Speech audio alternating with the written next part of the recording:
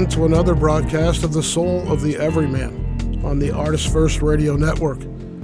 All past shows are podcasts. You can find them at ArtistFirst.com. We welcome your email questions and comments, dj@ArtistFirst.com. And here they are, Michael and Margaret Lines. Thank you very much, C-Man. And here we are. And I'm Margaret. And he's Margaret. And I'm Michael. And I am capable of great violence.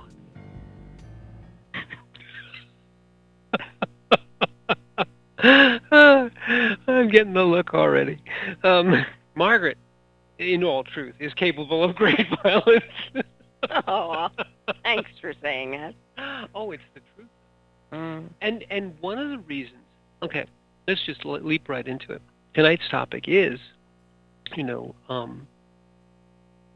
it is really, the topic could be succinctly distilled into the use of restraint.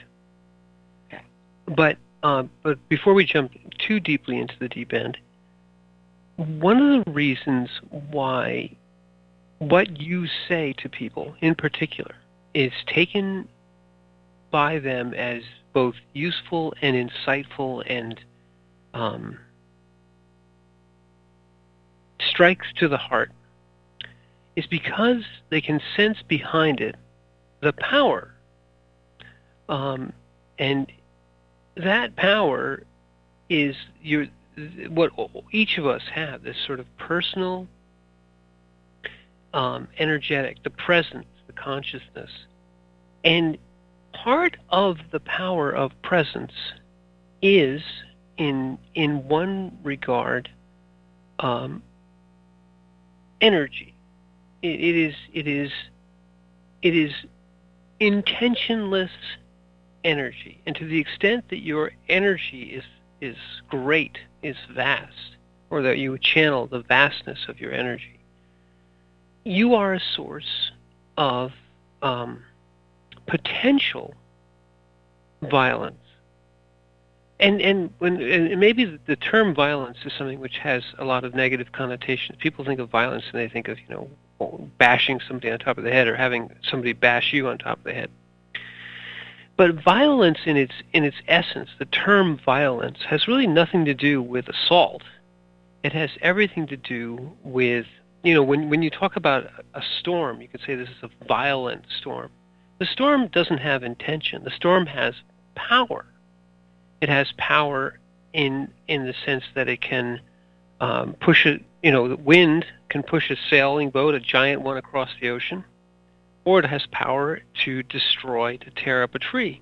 It has potential. It has potential. So violence, in and of itself, is the power to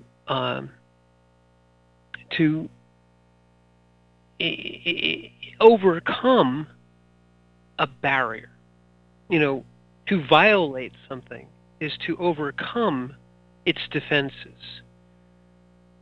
All of us have that, and to the extent that you have an insight into someone else's personality, into someone else's situation, that you have the ability to extend yourself into through awareness into another's existence, presence, connection. This is in a purest sense a form of violence.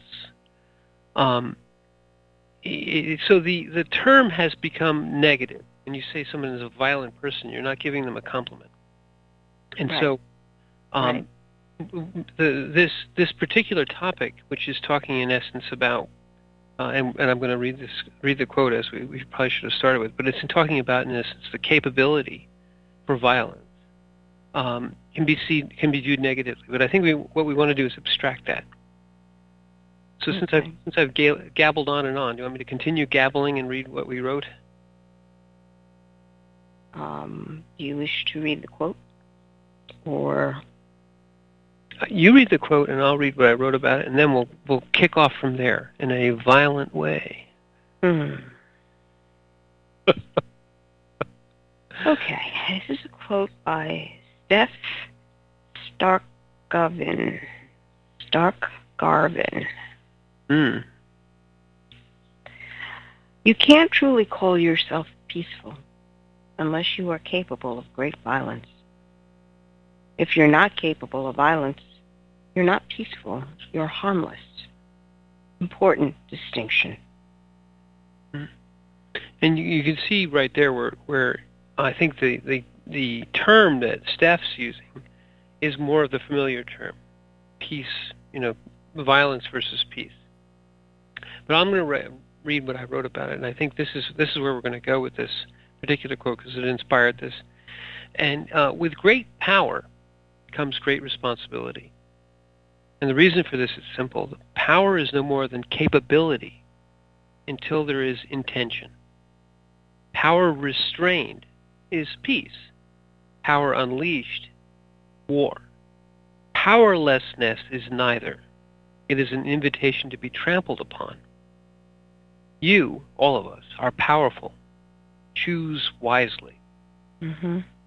And I think this is what Steph is kind of nibbling around the edges of. And I think with the beginning of the quote is where it doesn't go off the rails, but where we have to kind of make a careful distinction ourselves. You can't truly call yourself peaceful. That's, I think, the right away where you start to get off the rails, because you are not identifying yourself as peaceful or violent, because these are egoic terms. I'm a peaceful person. I'm a violent person. I am war. I am peace. These are egoic terms. What you have to say is capability. The second sentence, the middle word, capable. Capability is energy. Capability is the source which you channel through your presence, and it is vast. It is limitless. We know through personal experience how vast the human spirit is. It can stand up to things which are impossible, intolerable, but yet they can be both accomplished and they can be tolerated through this immense channeling of the human spirit. So this is where Steph went off the rails, but I think we want to rechannel this. With great power, with great ability to channel presence, comes great responsibility. And so then your intention, what do you do with all this power? First you have to realize that you are an incredibly powerful being. You have to own your presence, own your power, and then people will feel that. You have to come to the point where presence is power. The ability to hold presence is power. At that point in time, in the now, you know who you are, and nothing can shake you. And people feel it immediately. Yes, they do. And when you are in that point of now, in that being state, all potential opens up to you, and you choose. And you choose with great authority at that point, because being present means that all of you is together. If you want to look at it in terms of energy, your emotional body, your mental body, your spirit, all of your soul is focused and aware in that moment. And when you choose with all of you. So that choice becomes a commitment to the path you are taking. And nothing can shake you from it. And that kind of decision is powerful decision, is in the old definition. It is done with great focus and executed with great violence. Yes. And people talk about well, a couple things occurred to me as you were speaking and saying those things. People talk about manifestation all the time. Mm. Manifestation is the consequence. It is the result. The preparation is presence, power, intention, decision. Then it becomes manifestation. And then, when you're in presence, people feel it. I mentioned that just a moment ago. And then your word, which is crystallized thought, intention, carries the power. And this is a very important thing to think about. Words in and of themselves are nothing more than wiggles of sound. They're nothing more than flapping lips.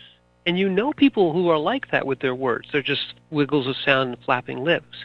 What gives words power is that they carry intention and they channel presence, crystallizing it into thought forms or into word forms or into manifestations. The word becomes flesh.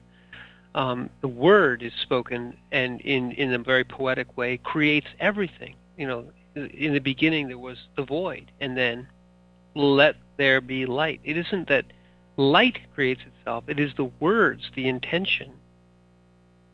The intention. Well, if you take that quote from Genesis, in the beginning it was the Word, and the Word was with God, and the Word was God. Mm. It is understanding that the Word itself, in its fullness, is the precursor to all creation. Right. So that brings you to that point of pure power, pure creation. That the phrase we had always used was that pressure point right before the knife cuts. You have to explain that because I know exactly what you're talking about, but that's perfect. It's a perfect analogy. Okay. When we were going through our trial with Christopher, it felt as if we were always living on the knife's edge. And we had said that many times, we're all living on a knife's edge. Because every decision and every step, there were repercussions that you can have a fall, cut. But we got to the point where it just felt that we weren't on the knife edge anymore. We were on the pressure wave right before the knife cuts. And that meant that you saw the vastness of possibility because you saw everything right in that moment and where it all belonged and where it was just about to go. Mm-hmm. This is the pressure point before the knife cut is a great analogy for the moment of now because all your focus was on the edge of the knife. All your power is concentrated there. But then there's a decision, and the decision parts things. Mm-hmm. It says we went this way and not that way. Mm-hmm. When you're on the pressure point in front of the bitterest knife edge, you're already in the infinite point. Mm-hmm. If people say the knife is sharp, no, the pressure point in front of the knife is what does the cutting. It's true. It's true.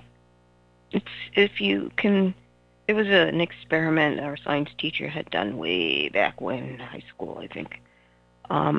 Big ice block in the back of the science room. Mm-hmm. And he just put a rope across the top with weights on either side, and he just left it there. Goes through the entire class, and suddenly you hear this bump, bump. And you turn around and you realize that rope, just by the pressure that was on it, had cut completely through that ice block. It wasn't a knife edge. It was a rope. And, amazingly, the ice block refroze above it, so it was still a block. Mm-hmm. But the pressure is what cut it through. it becomes, it's a wonderful analogy for the way we pass, our presence is passed through the physical, the actual physical presence of the universe. We are, in essence, the pressure point at the edge of the knife, cutting through reality, but not just cutting, deciding. The decision is in many ways the execution of violence. You are cutting away cutting that through. or cutting through, but you are cutting through the potential. This is, I don't want to go into the quantum, but you're cutting through the potential for what is not yet, what has not yet been, what it has not yet become. You are manifesting each individual instant of your life through the pressure wave, which is you, and through immense power at the end of that pressure, at the tip of that pressure wave. And the other analogy is the point of the spear, but the point of the spear again has this sort of physical. The point isn't the point. The point is where the focus is. The pressure wave in front of the point is you, and the cutting, the deciding of what is the next moment of your reality, and by that I mean your individual presence in reality, is where the power is focused. This violence is part of what we are. We are violent beings by nature because we decide in many ways what the next moment of reality is. Right. And you have to remove the negative connotation in our language about violence or violent action. Mm-hmm. Violent action is action that is sudden release of energy. Exactly. Okay, an explosion is a violent action. But everybody basically looks at it like, oh, that's just got to be bad. It's like, no, it's the English. Can we remove that? Is it better for us to say powerful, explosive, focused energy? What do you do when you take all that explosive energy and focus it? My question is, what can't you do? What? And I would say the answer is nothing. The violence, when it's writ small, people think they know what it is. We've talked about knives and spears, but violence is, the sun's rays. The sun is an incredibly violent place. It is a source of immense energy. Yeah. That immense energy at a almost unimaginable distance. I won't just give the terms, because it almost makes it's meaningless to give the number, because people say, "Oh, I know the number now." No, it's an almost unimaginable distance. It's so far away that our minds can't really grasp it, and yet it's not far away in universal terms. But yet, from an unimaginable distance, this incredibly violent point warms our whole planet. Our whole planet. This is violence in its rawest physical form. Your conscious presence is that form of violence in one regard. It's that form of power. So if we move back from violence, the word, into power, power itself can be executed only through intention. Not in the sense of power, raw power. Raw power just is the sun. The sun doesn't have intention. But executing, by that I mean is guiding power, deciding. The sun doesn't decide to shine.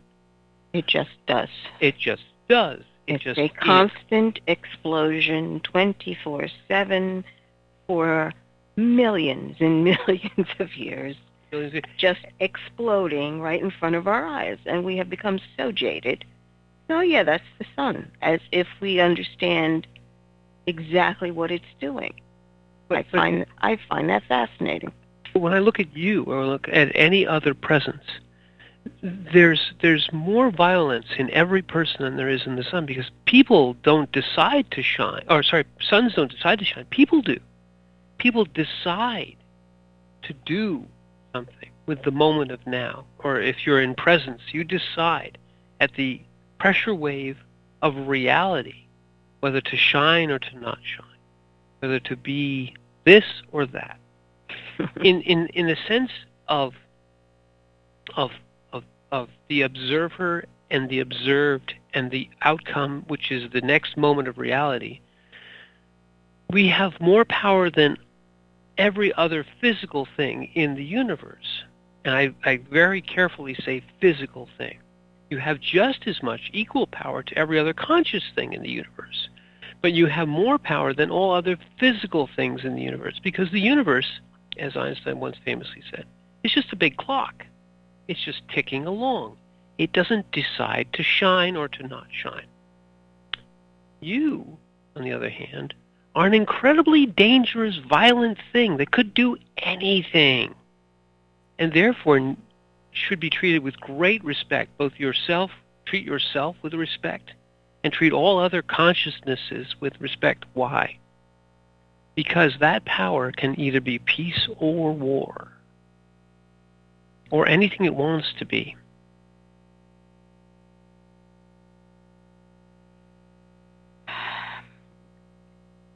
Consciousness, your consciousness as a human being, is undefinable. We have said this before. It is a mystery that you're here to discover about you, who you actually are.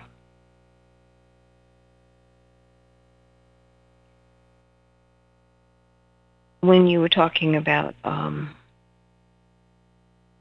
sun just shines. It's not deciding not to shine. And when you think about that, it makes you laugh, because like the sun not deciding not to shine. If it could, you'd be incredibly. It's a great point, because when you worship things like the sun, the physical, you think the sun could decide not to shine. Right. And therefore you find it great, powerful, and frightening. But if you say to yourself, oh, the sun can't decide not to shine, then you think of it as just another piece of the universe. Well, if you think of it in terms of how these things became deified, all right, there's immense power that could not be explained, and that fear that arises, well, what happens if it decides not to shine? Okay, so immediately you're giving a human consciousness of the ability to decide whether or not to do to something that just is. It's a perversion of consciousness to deify form. And if we go into Tolle's lexicon, the sun is just another piece of form. It is a piece of the universe. It is something. A form, yes. Yeah. I'm sorry, did I misspeak? The sun is just another form, as is all the universe, as is all which is non-conscious. And when you abstract and personify form, you have these let's say conceits, where you then worship form because you think, well, this has a consciousness, and this could decide one day not to shine, and therefore we have to supplicate, we have to beg a boon from this thing. Why? Because so if you go a little further out, when you look at another consciousness, another person, there's a reason why you sense, if this person is in consciousness, that you sense this immense power, because what you sense is the pressure point on the edge of the knife, because that is where they could very easily decide to shine or not to shine, to be this or that. And to the extent that they have a connection to your consciousness, to your being, you could feel a sense of, I don't want to say fear, awe. You can be awed, in awe of your own consciousness, but you can be in awe of another's consciousness. To see a fully realized being, someone who is, let's to use the Buddhist term, reached an enlightened state, is an awe-inspiring experience, because you see another in his or her, its fullness, its consciousness. Christ's quote, I wish to bring you life and that you should live it fully. Well, this quote is really to say, I wish you to be enlightened, fully realized consciousnesses, and to understand how incredibly powerful that is, and to be in awe of that, in awe of yourself, in awe of the beingness of you, of who you truly are, and of the ability to decide what to do next. The manifestation everyone always talks about. Manifestation isn't all that great in the sense of greatness being the pinnacle. The pinnacle is to realize consciousness, and then manifestation comes. Yes, there it is. You now your word has power. Your decisions have power. But it was your consciousness, not your ego or your emotions, your consciousness which is powering all that violence, to go back to our original term, all the ability to wreak immutable change upon the universe by deciding.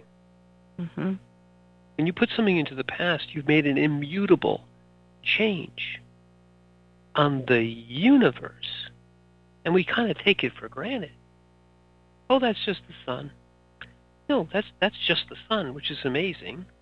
And then, oh, I just made another immutable change on the universe. Well, wonder what I'll have for lunch. Yeah, you made another immutable change on the universe that wasn't going to happen unless you did it.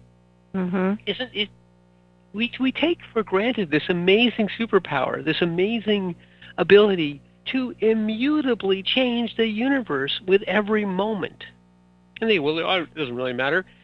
The heck it doesn't.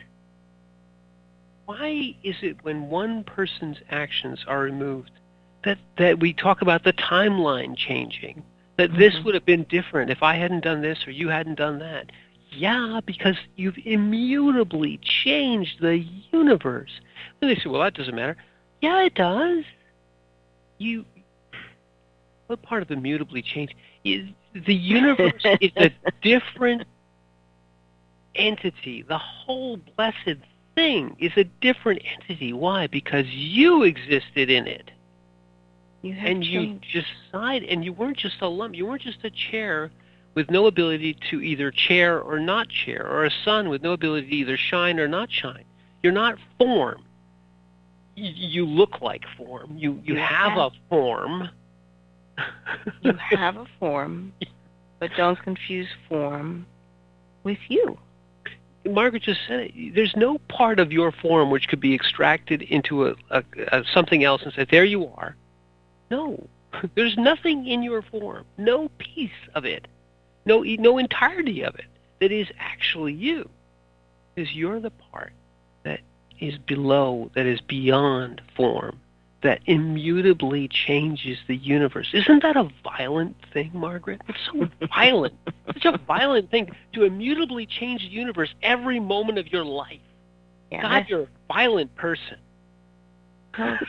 Like the assumption that you make with the sun. Oh, yeah, it's just the sun. But it's this constant nuclear explosion going on, moment by moment, second by second. For billions of years. It's just mind-blowing. Sounds so violent. Well, it's just, you sit there and you go, okay, so you know the sun. Yeah, it's that thing up there. Yeah, that thing. Well, but you have to know, and this is the Buddha's wonderful insight, you have to know yourself and know how incredibly powerful and violent you are, and yet, we're going to have to go to the break with this, and yet you may choose to be peaceful. And let's take a peaceful break and go back to the studio and think about that.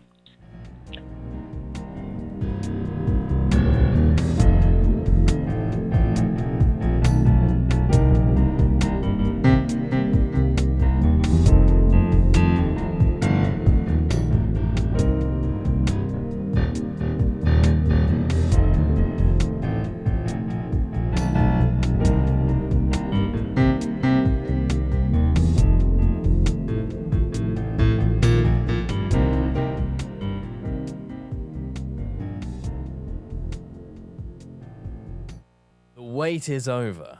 First Blood, Book 2 of the Blood series is out. Your favorite bad boy thief Dev is back, and the beautiful and deadly Trey is right there with him. She is sharp, sexy, and full of surprises. Their adventures continue as a new power arises to threaten the world. The heart of creation is under attack, and time is definitely not on their side as they battle against their enemies' undead hordes. Can they unlock the hidden power that can defeat him, or will his forces draw first blood?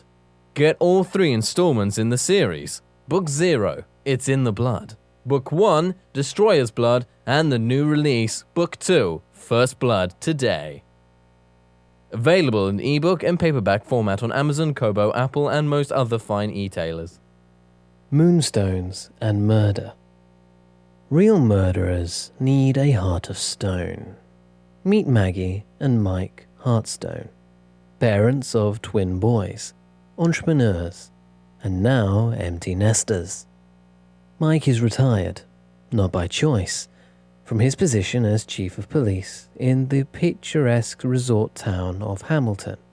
And now his wife Maggie and her shop, the Cozy Crystal, are their only source of income. When a mysterious killing interrupts Hamilton's famous Springfield Park rock show, the townsfolk, the Cozy Crystal, and their lives are rocked to the core. Can Mike and Maggie figure out who is behind the murderous deeds before the town comes crashing down around them?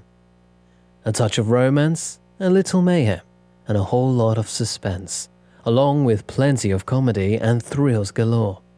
Get your crystal magnifying glass out. It's time for some Moonstones and murder. Available on Amazon, Apple, Kobo, and other fine e-tailers in ebook and paperback. Out soon on Audible. Get your copy today. Hello, this is Highway 59 recording artist Randy Moore, and you are listening to the ArtistFirst Radio Network. The Fat Man Gets Out of Bed is the latest book from Michael Lyons, the award-winning author of There is a Reaper. Featuring 13 original stories, this wide-ranging collection has everything. Forbidden love, gods versus demigods, weird invading aliens, sexy seductive artificial intelligence, and unusual passion between the living and the dead. All set amidst fantastic worlds of pain and loss and boundless joy. From the sublime to the macabre to the bittersweet, The Fat Man Gets Out of Bed will leave you breathless with laughter, brimming with tears, trembling with suspense. Available now on Amazon.com, Google Play, iTunes, Kobo, and fine e-tailers everywhere. Rick Riordan fans, love mythology with plenty of action and humor? Destroyer's Blood is for you. The new fantasy novel by award-winning author Michael Lyons is Book 1 of the adventures of Dev Kalian, the Blood series. Follow Dev and his magic sword Betrayer as they are suddenly attacked and forced to return to Olympus to fight in a war they want no part in.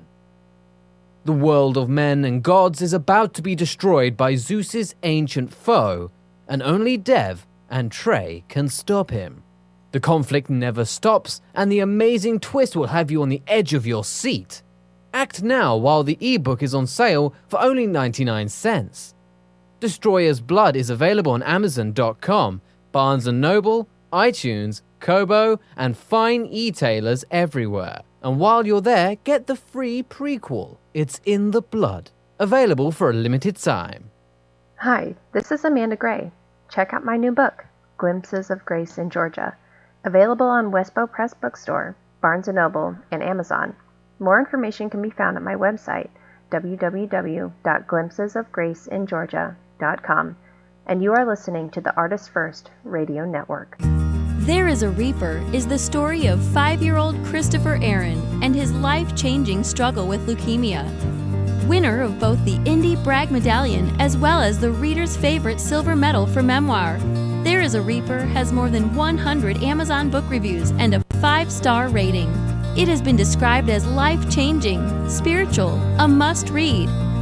Just released on Audible and iTunes, this memoir is also available in paperback and on Amazon Kindle for only 99 cents. Get your copy of this life-changing memoir today.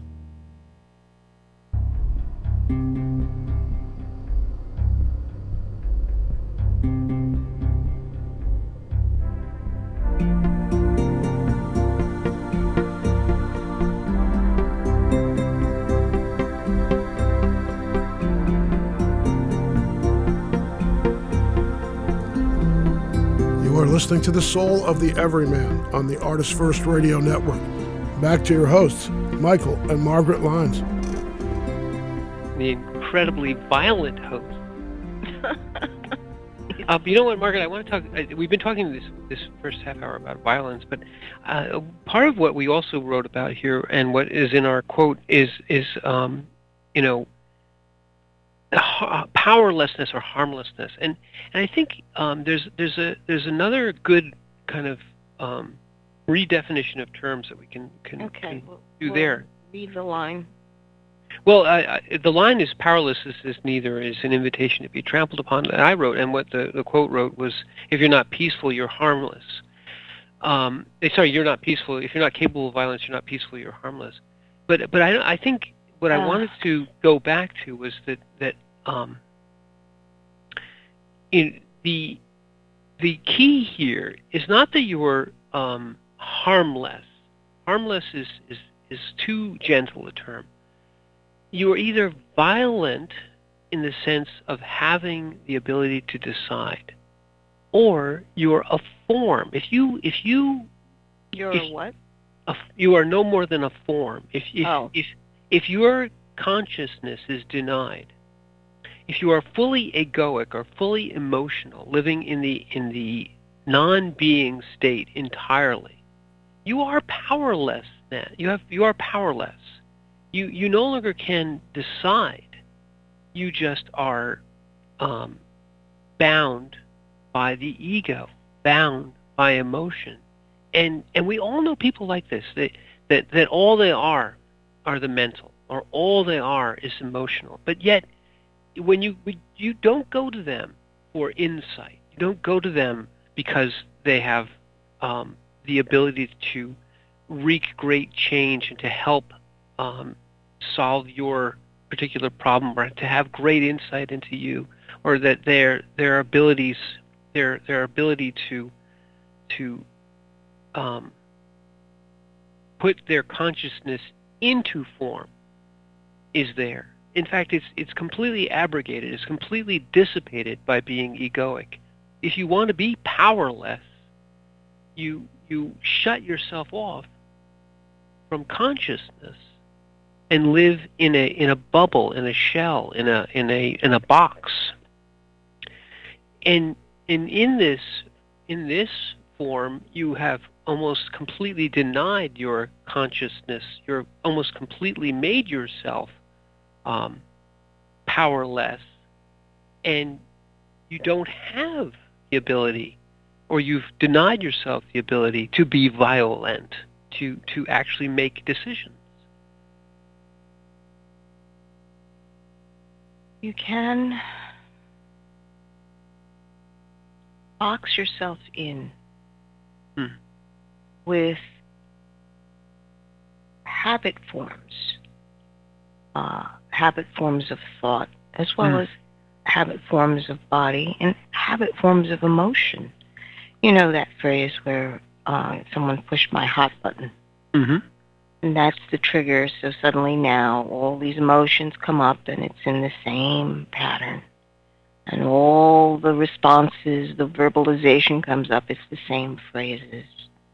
And perhaps even the movements you do or the actions you do are the exact same actions.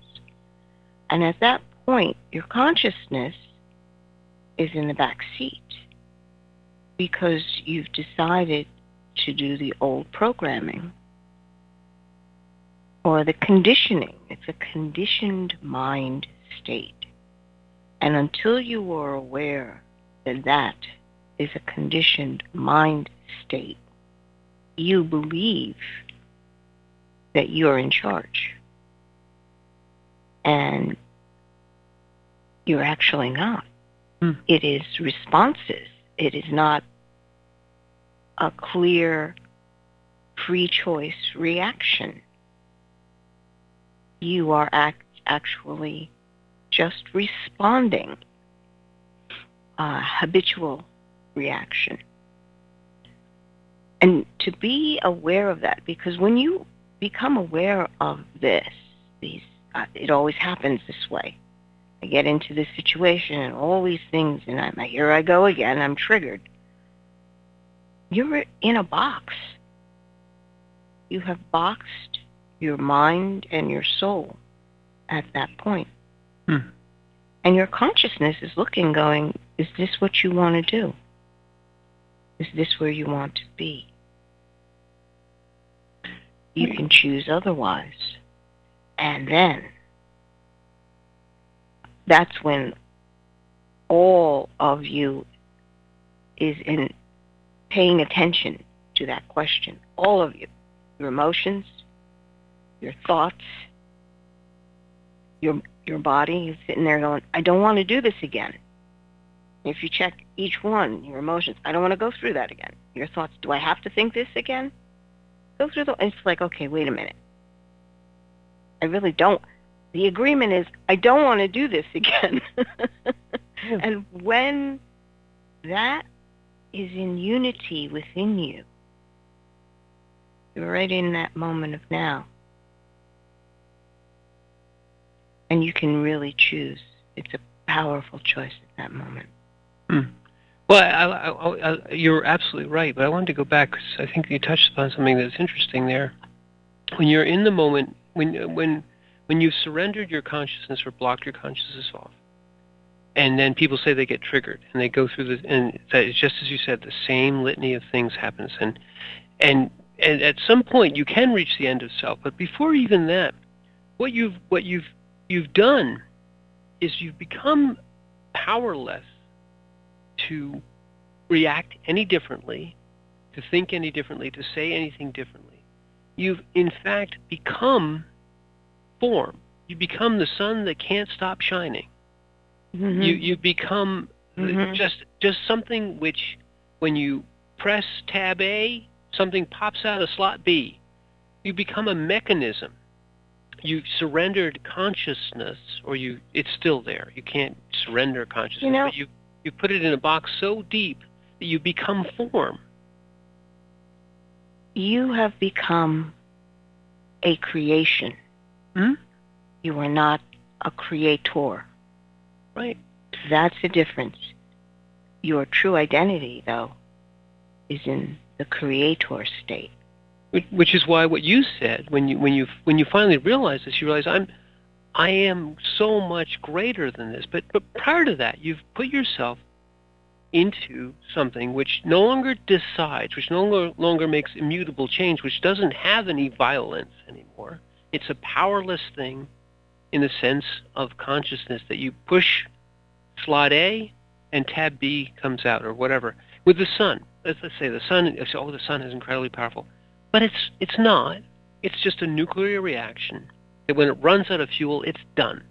It can't decide to keep shining if it runs out of fuel. It can't decide not to shine.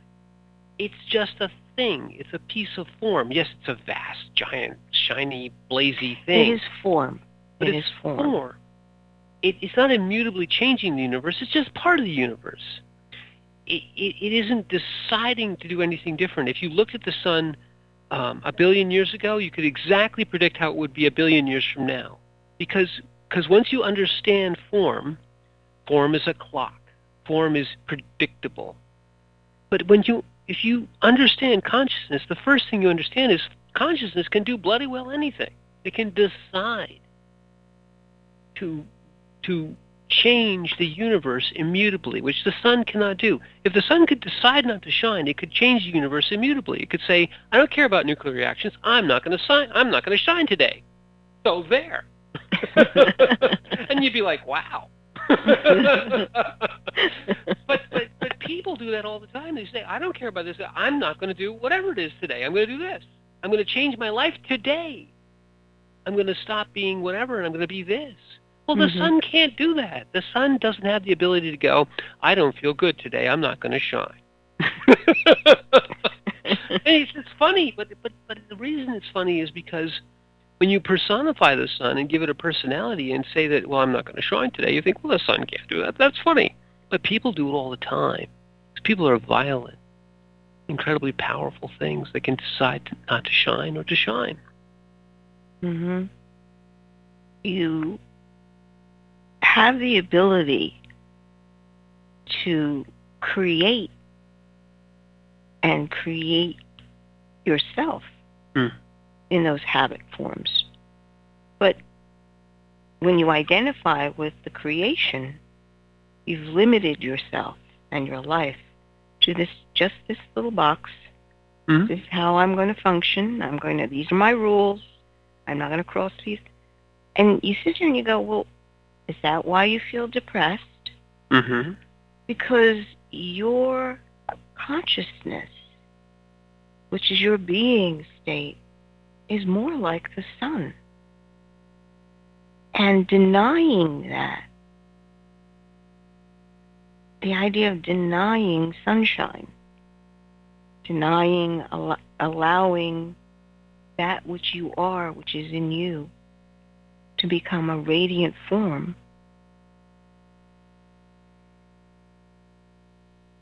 is death. That's true death. Yeah, in the sense of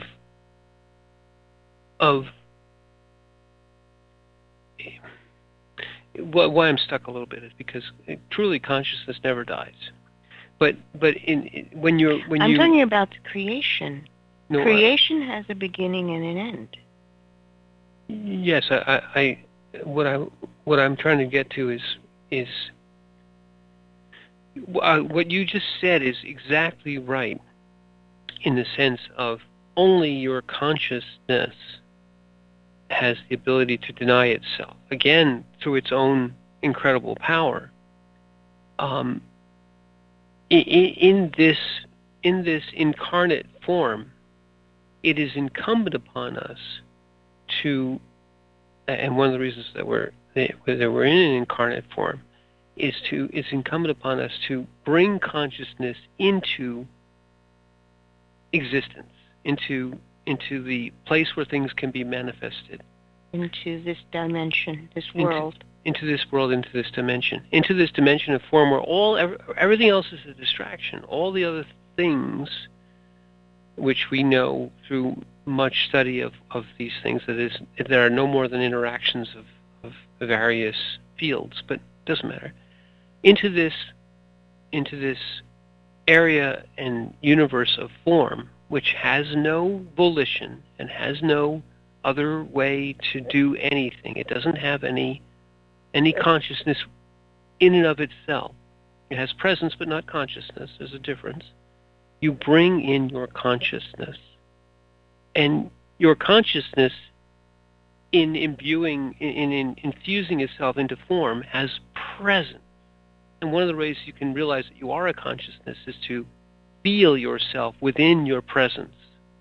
But that's still not you. All that is the way out of these form traps. But we're here to figure our way out of the form traps, if you will. To not get lost in the ego, to not get lost in emotion, to not get lost in the rules and in form and in reactions and in all the things, all the distractions which are down here. To bring consciousness into a fully realized state, which is and people say, well, why didn't you stay in consciousness? No, the point of consciousness is that it wishes to infuse form. It wishes to be within the consciousness, within the creation, if you will. Mm-hmm. And then also to interact with other consciousnesses.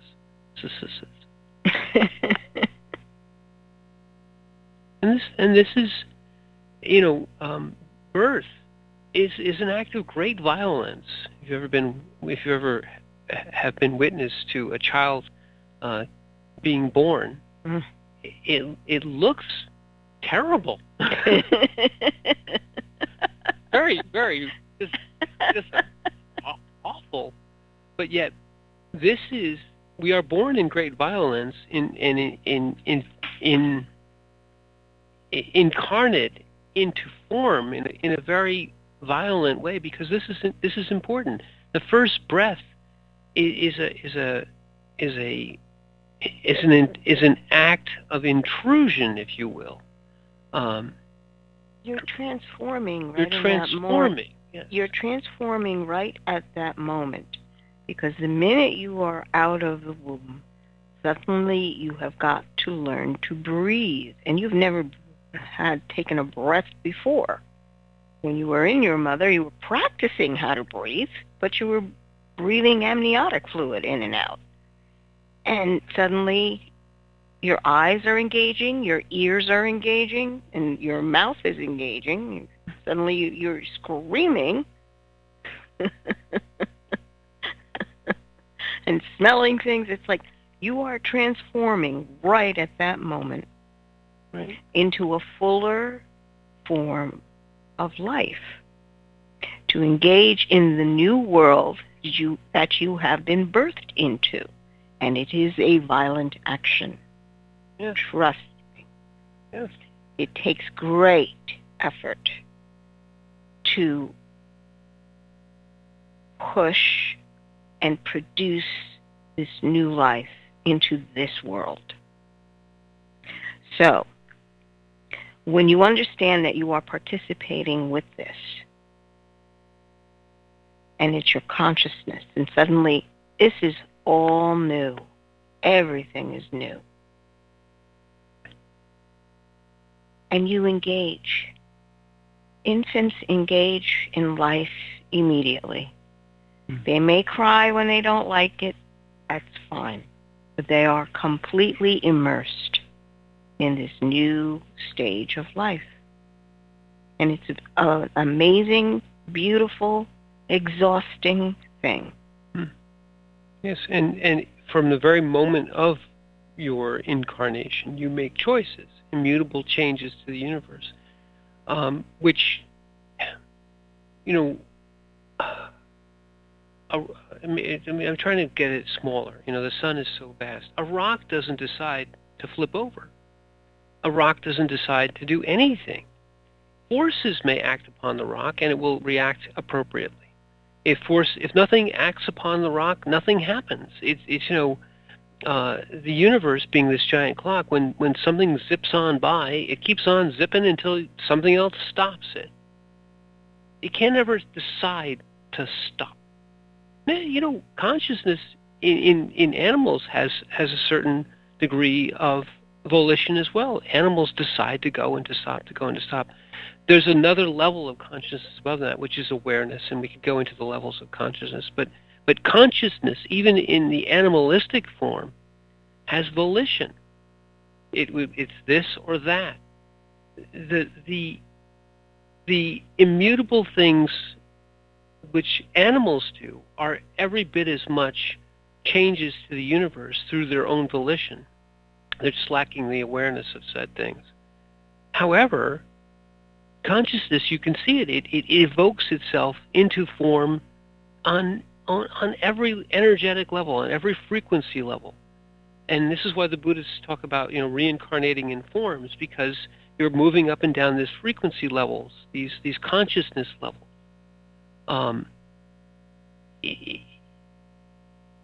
The violence that you see in nature red and tooth and claw, is volitional violence. There's no violence in the sun in the regard of this this definition of the word. There's no volition. The sun doesn't decide to be bad or good, or the sun doesn't decide to reach out and take one thing and not another, as the animal might do. Once you start deciding, you make immutable changes on the universe. So the consciousness, which is an animalistic consciousness, is still part of the form. It's part of the all consciousness. It doesn't have the awareness that we have in this form. But that's why you can see the continuity of consciousness, even down to the smallest of entities, and up to the more aware forms, all the way up. That chain is where we get this idea of evolving through the various forms, evolving through the various consciousnesses, and evolving to a more enlightened, more aware being from where we are now. These are violent things because they make immutable changes. They are powerful. And everyone has this ability. When you are in awareness, the Tibetan Buddhists basically say, and actually I believe it's just Buddhists in general, that the being of human is where you go into sentience, sentient form, awareness and thinking, and it is priceless. This is where you can choose to change everything. And it has bearing on your immortal soul. on your immutable, on your consciousness, which is not ephemeral. Say that again? It's eternal consciousness. And your eternal consciousness, your immortal soul, your eternity is affected by this form. Yes. But the soul is what is changing, but your consciousness is awareness. All right. Well, anyway, I think we've reached the awareness that we're at the end of this conscious form of show. We are at the end of our hour. Anyway, I'm Michael Lyons. And I'm Margaret. And thank you for listening. That was violent.